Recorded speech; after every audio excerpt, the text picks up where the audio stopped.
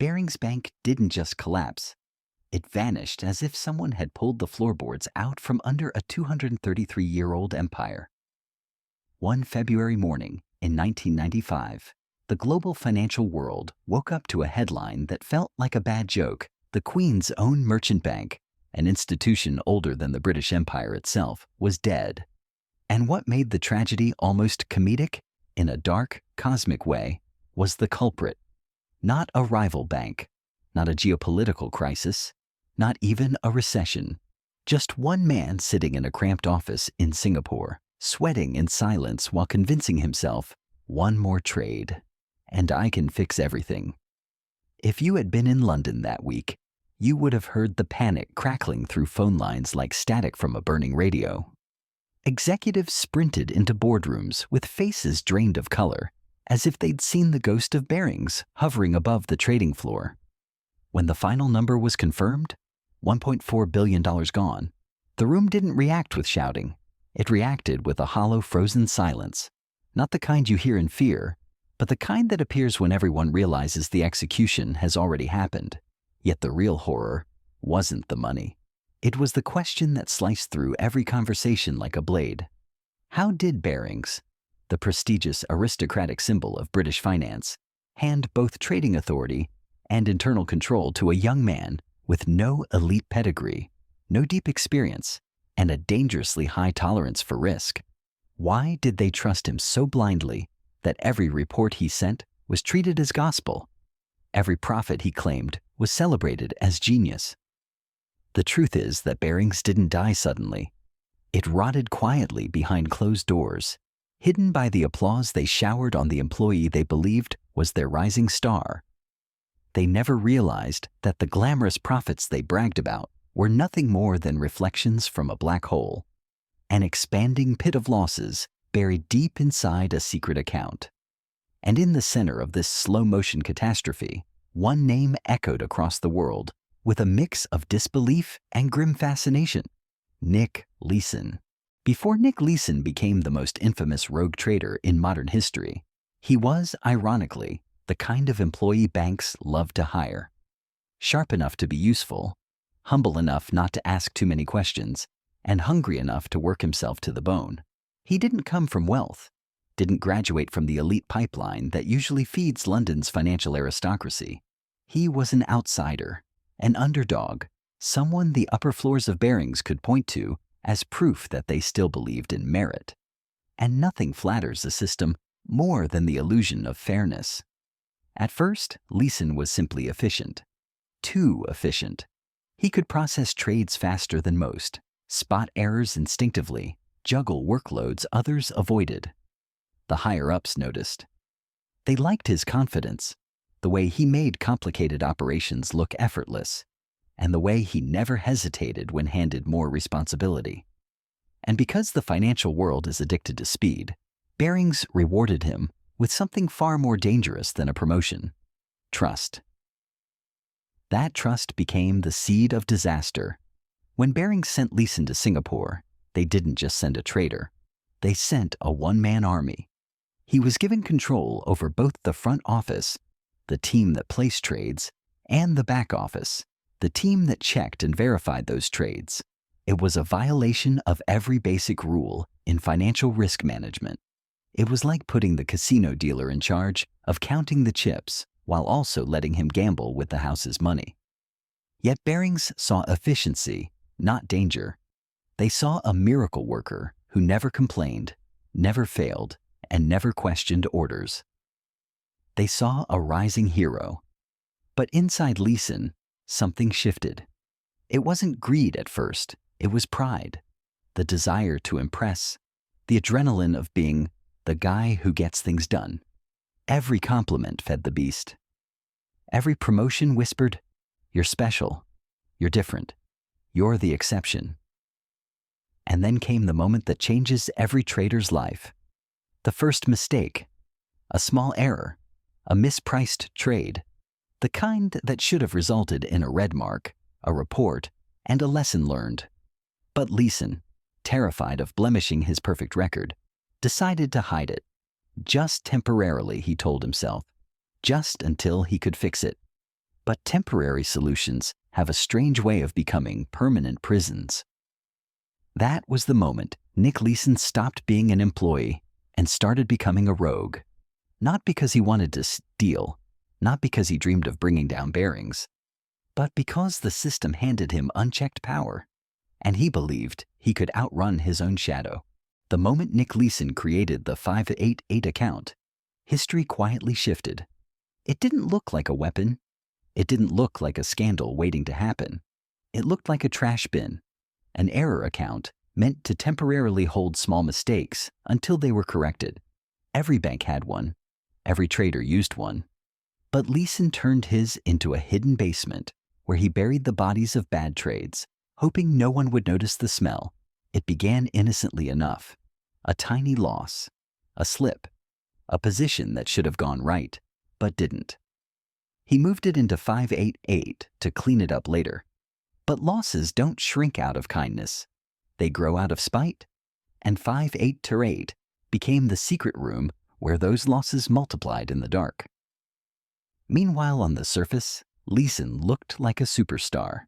His main books showed nothing but profits, clean, crisp, impressive profits that made London's executives puff out their chests like proud parents at a school play. They didn't question how a young trader in Singapore was outperforming veterans in Tokyo or London. They didn't wonder why his returns were so stable, so perfect, so eerily smooth.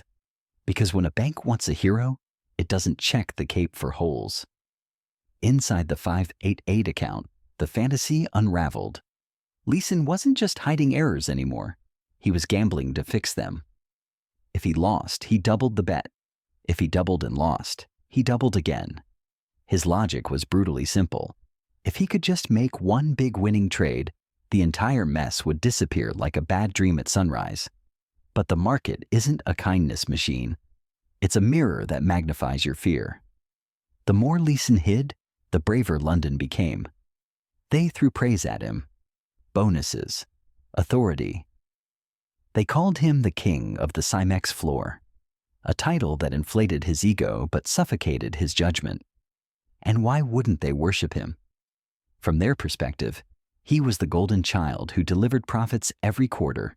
They didn't know those profits were stitched together with lies and duct tape.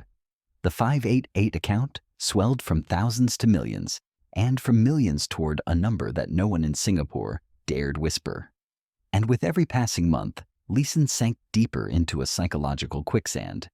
He wasn't just hiding losses anymore. He was hiding himself. The fear of exposure twisted into adrenaline, the adrenaline into delusion. He told himself he was in control. He told himself he could fix it. He told himself Barings needed him too much to question him. And in a way, he was right.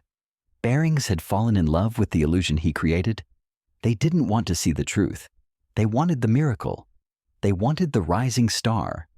They wanted the fantasy of a flawless trader spinning gold from chaos. Inside the 588 account, the truth waited patiently, growing larger, darker, heavier, until the day it would finally crush them all. The transformation from trader to gambler doesn't happen in a dramatic instant. It's slow, silent, and seductive, like a tide pulling you out to sea while you swear your feet are still on solid ground. By the time Nick Leeson realized he was drowning, he was already too far from shore to see the coastline. And yet, he kept swimming deeper. When the losses inside 588 ballooned past the point of logic, Leeson didn't panic. He doubled the bet. That was his religion now. Double or nothing.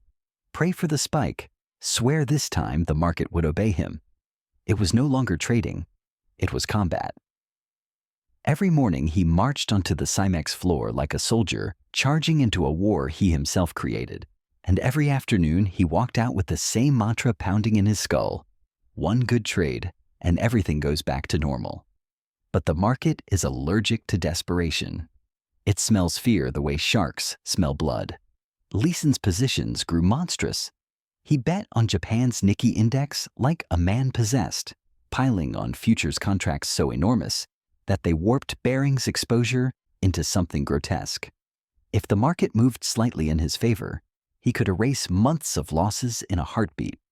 If it moved against him, and it often did, the financial crater widened beneath him, swallowing not just his trades, but the future of the bank he was pretending to save. And here's where the story becomes almost surreal. London applauded him. They adored the profits he reported. They praised his brilliant strategy. Senior managers toasted his success in boardrooms, while he quietly choked on losses the size of national budgets. They didn't see the sweat on his collar. They didn't hear the tremor in his voice. They didn't feel the ground shaking beneath their empire. All they saw were numbers, perfect numbers, the kind only a liar or a god could produce. And since Barings didn't believe in gods, they chose the liar. The psychological descent was brutal. Leeson wasn't sleeping. He wasn't eating.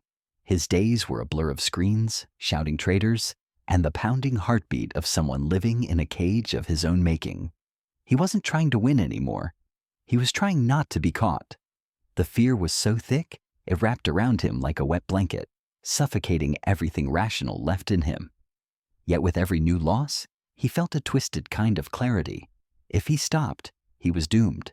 If he continued, he might survive. So he traded bigger, faster, louder. He threw Barings' money into positions so enormous that if anyone in London had bothered to look, not even deeply, just sideways, they would have seen the bank's fate flashing like a warning siren. But they didn't look. Success blinds institutions more effectively than failure ever could. By late 1994, the situation had spiraled beyond anything Leeson could comprehend. The losses weren't just numbers on a screen. They were shadow monsters stalking him through every corridor of his life. And still, he pressed on, convinced that destiny would bend if he pushed hard enough. The truth, however, was already circling him like a predator. The market was about to deliver the blow that no amount of doubling down could escape. Leeson wasn't fighting to win anymore. He was fighting gravity. And gravity always wins. If Nick Leeson's trading spiral was a fire, then the Kobe earthquake was the gust of wind that turned it into an unstoppable inferno. On January 17, 1995, Japan shook violently. Buildings collapsed, lives were lost, and the Nikkei index plunged with a force that felt almost biblical. For Leeson, this wasn't just a market dip. It was the moment the entire universe leaned in and whispered, "Time's up." He was already drowning in positions that depended on the Nikkei rising, not staying flat, not wobbling. Rising. Leeson had bet Barings' future on the idea that the market would move upward like a loyal dog returning to its owner. But earthquakes don't care about loyalty, and markets don't care about hope. The index collapsed, and with it, the last fragile illusion that he could gamble his way out. Inside the 588 account, the numbers morphed into a nightmare. Losses didn't grow, they detonated. Tens of millions became hundreds of millions with a speed that left him frozen between disbelief and raw terror. And yet, even as the financial floor crumbled beneath him, Leeson responded the only way he knew how. He doubled down again. He kept buying Nikkei futures, as if he could personally will an earthquake-ravaged market back to life. But the market wasn't listening. Back in London, executives still floated in a cloud of blissful ignorance. They read Leeson's reports with the enthusiasm of parents hanging children's drawings on the fridge, unaware they were admiring the preliminary sketches of their own destruction. The Kobe disaster should have sent alarms screaming through the halls of Barings, but their faith in Leeson had calcified into something close to delusion. He was the miracle worker, their golden child, the man who always found a way to win. Except this time, he couldn't. As days passed, Leeson's stress mutated into something almost physical. Colleagues later described seeing him pale, exhausted, eyes darting like someone being hunted. And in a sense, he was. Reality was chasing him, gaining ground with every tick of the Nikkei.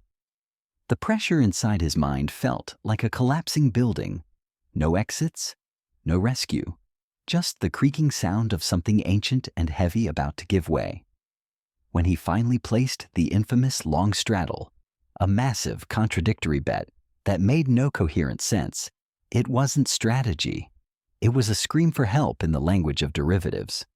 The kind of trade a man makes when he's out of answers, out of hope, and out of time.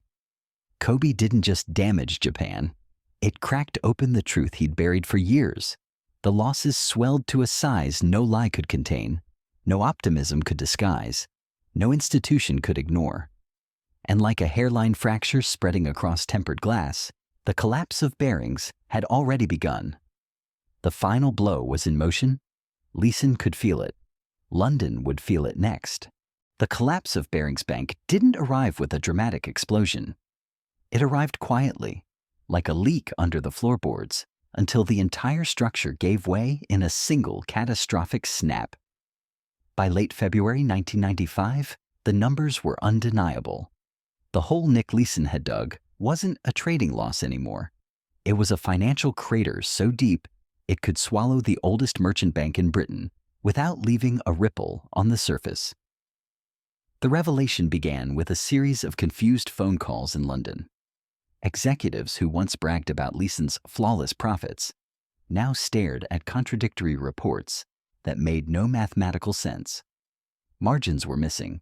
Positions didn't reconcile. Funds had evaporated. And then came the moment that knocked the air out of the room. Leeson was gone. Disappeared from Singapore overnight, leaving behind a note that read like a confession drowned in exhaustion. It was the first solid proof that the Golden Boy wasn't a genius. He was a ghost. As Barings scrambled for answers, the truth detonated. The losses weren't 10 million or 50 million. They were over 1.4 billion, and still growing as markets moved. Executives sat motionless in boardrooms, staring at the kind of numbers that don't just kill careers, they erase legacies. A bank that had financed wars, weathered monarchs, and survived centuries of economic chaos was brought to its knees by a single trader with a secret account and a terrifying amount of unchecked authority. The Bank of England rushed in like a doctor trying to revive a patient who had been dead for hours. They called emergency meetings, tried to negotiate rescue packages, begged potential buyers to take on the corpse. But every investor who inspected Barings recoiled instantly. The bank wasn't wounded. It was radioactive. And the longer they looked, the worse the contamination appeared. For one surreal weekend, global markets held their breath. Governments whispered behind closed doors. Rival banks circled the dying institution like cautious vultures. News channels flashed images of Barings' stately London headquarters, now nothing more than a beautiful tombstone. The idea that a single man could vaporize an empire seemed impossible, absurd, almost mythological. On February 26, 1995, the verdict was delivered. Barings Bank, after 233 years of operation, was insolvent. The next day, ING bought the entire institution for £1 less than the price of a cup of coffee. A financial empire reduced to pocket change. And across the world, traders, bankers, and governments stared at the headlines, stunned not by the collapse itself, but by the chilling realization beneath it. This wasn't just a failure of one man. It was a failure of an entire system that never bothered to look. When authorities finally tracked down Nick Leeson, he was sitting in a small airport lounge in Frankfurt, exhausted, hollow, and carrying the weight of a collapsed empire in his suitcase. The man who once strutted across the Cymex trading floor like he owned the place now looked like a shadow trying to outrun its own body. His arrest wasn't dramatic. No handcuffs slammed, no shouted commands, just a quiet, inevitable moment when reality tapped him on the shoulder and said, "It's time." In Singapore, the courts moved swiftly. Leeson was sentenced to over 6 years in Changi Prison, a place where the walls don't let you forget who you are or what you've done. Inside, he traded the chaos of derivatives for the monotony of concrete and steel. Yet strangely, prison gave him something he hadn't had in years: stillness. Without screens, without markets, without the constant thrum of fear, he finally confronted the truth he'd been hiding from, not just the numbers. Himself. While Leeson served his time, The financial world tried to make sense of Barings' death. Committees launched investigations. Experts published reports. Politicians threw around words like oversight failure and systemic weakness. But the conclusion was embarrassingly simple. Barings didn't collapse because one man was reckless. It collapsed because an entire institution fell asleep at the wheel and let him drive. The aftermath reshaped modern finance. Risk controls tightened. Compliance departments grew teeth. Auditors became less trusting and more suspicious. Every trader on the planet learned the phrase Barings moment, a warning that even the most prestigious institutions can be destroyed from the inside when pride replaces discipline. As for Leeson, he emerged from prison thinner, humbled and strangely calm. He rebuilt his life piece by piece, writing books, giving lectures, trying to explain how the young man he once was became the catalyst for one of the most spectacular financial failures in history. He never framed himself as a villain, but he never claimed to be a hero either. Just a human being who made a mistake, then another, then 1,000 more until the world finally noticed. Barings exists now only as a name in textbooks, a footnote in financial regulations, a ghost story whispered to junior traders on their first day. Don't be the next Nick Leeson. Don't let your institution become the next Barings. But beneath all the technical lessons, all the risk models and safeguards, the true legacy remains painfully human. Sometimes the most dangerous threat to a powerful institution isn't an enemy. It's the person they trust the most.